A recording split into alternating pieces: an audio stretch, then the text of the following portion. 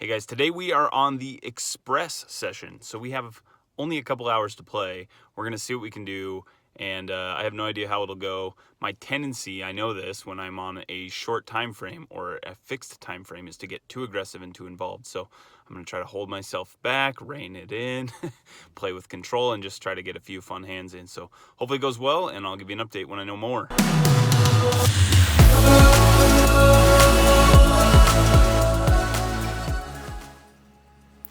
First hand of the short session, we have 6-7 of hearts, and we're in the hijack. I made it $12, and the guy to my left in the cutoff decided 30 was a better price, and the button came along and completed. That makes my call pretty easy. I'm just getting such good odds, and we have a hand that can bust up some better hands than ours. Since we're playing express poker, drive-through poker, why not go place an order for exactly what we want? Yeah, could I get an extra large draw combo, please?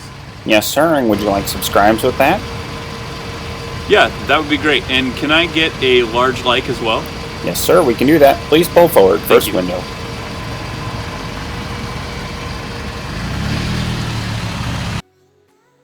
All right, well, they come through on our order here. We get the draw on the flop, and we have the flush. So I'm going to go ahead and check it. And our opponent doesn't think too long before deciding that $40 is what he wants to bet here. And when he bets 40, you know, he has a lot of hands that he's getting value from us with, but the 9 actually favors our range. The paired board is going to be a little scary for his overcards. When he bets, he's going to have some flush draws, some like high heart flush draws, like an ace, queen, ace, king of hearts. Something like that, basically Broadway hearts, but a lot of times it's also just going to have an overpair. And so I'm going to go ahead and just make the call with the plan to get a little frisky on the turn depending on what happens. The turn is the 5 of clubs. I'm happy to check it over to him with the plan to check raise unless he just jams all in or goes crazy. He makes a bet of $80. The trap is set, you guys. We're going to spring the trap. We got exactly what we're looking for. We got all the outs on the river if he does call, and this is going to put a hand like 10s, jacks, queens, all those overpairs, you know, aces, kings, queens are going to be calling a little more frequently, but they're still not going to feel great about it, and the high hearts are going to suddenly feel like, oh no, I've run into a 9, this doesn't look good. So we jam all in, and he goes deep into the tank. Now the reason that this is such a bad spot for him is that we have so many 9s when we raise pre-flop and then call without 4-betting. So the not 4-betting is going to cut out our aces, kings, queens, and often our jacks, things like that. So ace, king. So a lot of those hands he's holding, we're not as often anyway, which gives us more concentration towards the 9. And because we have more 9s in our range, this is going to look pretty strong. We also have more 4s and 5s for the boat. And so we have a lot of value hands that he doesn't have, and because of that, I think this all-in is a good move. He thinks for quite a while. I can tell he's got a good hand. I'm at this point, he's got an overpair in my opinion, but eventually, after some tanking, he does decide that it is not worth it to hold on to it and try to make the call, and he does not think he's good, so he does lay it down, and we're able to pick up a lot of chips on this first major pot that we get involved in, which is a really nice start to this short session. Hand number 2 that I'm going to show you, we have King of Diamonds, Jack of Diamonds. We're in the small blind, and the cutoff raises to $15. We call, and the big blind calls as well. So we have $45 in the pot, and we go to a flop of 5 Jack, 7 Rainbow. And I'm pretty happy with where we're at here. The player has been fairly active, so he's going to have a lot of hands worse than ours, but his range is heavier towards like an ace-jack and overpairs. So I go ahead and check. The big blind checks as well. He bets $20, and we both make the call. So now we have $105 in the pot, and the turn comes out a 5 of diamonds. kind of a little bit of a scary card for him. If he's got overpairs, he's probably betting. If he's got a better jack, he's probably still betting. Some of it maybe his like weak jacks or things he's not, maybe his ace king. Some of those might slow down here on the turn. I'm going to check to him again. And he does decide to check back. So when we get to a river of the king of clubs, I know that I have the best hand. And I'm going to go ahead and try to get some value. I decide on $65 as my bet size.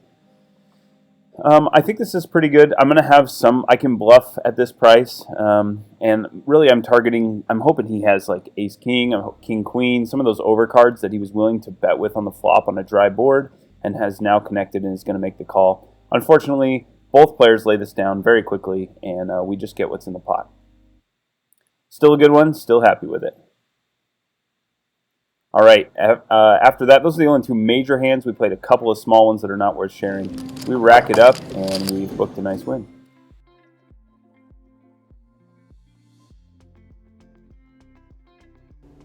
Everybody just finished up the session in there. Last time I was at the queue, I recorded about 20 hands for you guys, and you saw 0 of them.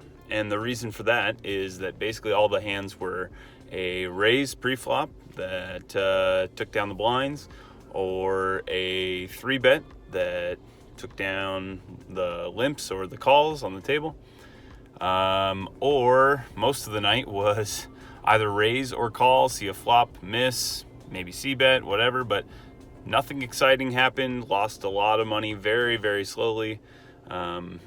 I was hoping to have at least something out of that session to show you, but I have absolutely nothing. Unless you like watching folding, then I got all kinds of content for you. But today was much better. We played for 1 hour. We were in for $300 and out for $575. Only a couple of hands that I've got footage of. The last hand, like I said, I only played for an hour. Picking up, I've got all my chips in the rack. My phone is in my pocket, and my stand is in my pocket. So I get dealt pocket tens, and I was actually standing up to leave, and the dealer dealt me in. So I decided, I'll take the hand.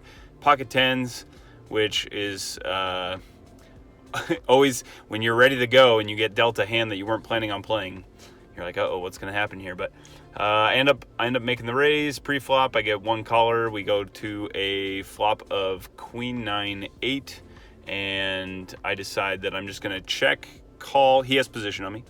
I'm in middle position for this one, and I check with the plan to check call any bet because I've got a gut shot on top of a second pair, and he checks back. On the turn, we see a brick. I believe it was a 3.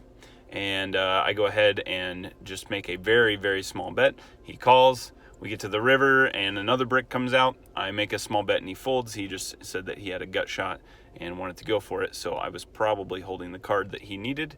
But anyway, so there's that hand, and then the hands you saw. We cash out for a profit of $275. That's a pretty good hourly. It's only for 1 hour, but we'll take it. And the hand that I really liked out of that one was the 6-7 of hearts. That was a fun one. And I asked him afterwards what he had. He told me he had pocket tens. So you never know if people are telling you the truth or not, but I shared with him what I had. Said I'd just trade him information if he was interested. And so assuming he's telling the truth, he said he had pocket tens. He said he hated the raise. He thought, I have a 9 often enough, and even if I don't, there's a chance I have something like jacks. I don't know if I agree that I have jacks sometimes, I guess, but I don't know if I take the line I did with jacks, not raising on the flop, but I could have, I suppose. It's kind of unusual, but anyway, so that was the session, kind of a fun one, and we wrap it up with a little win. So, all right, we'll talk to you guys again soon. Thanks for watching.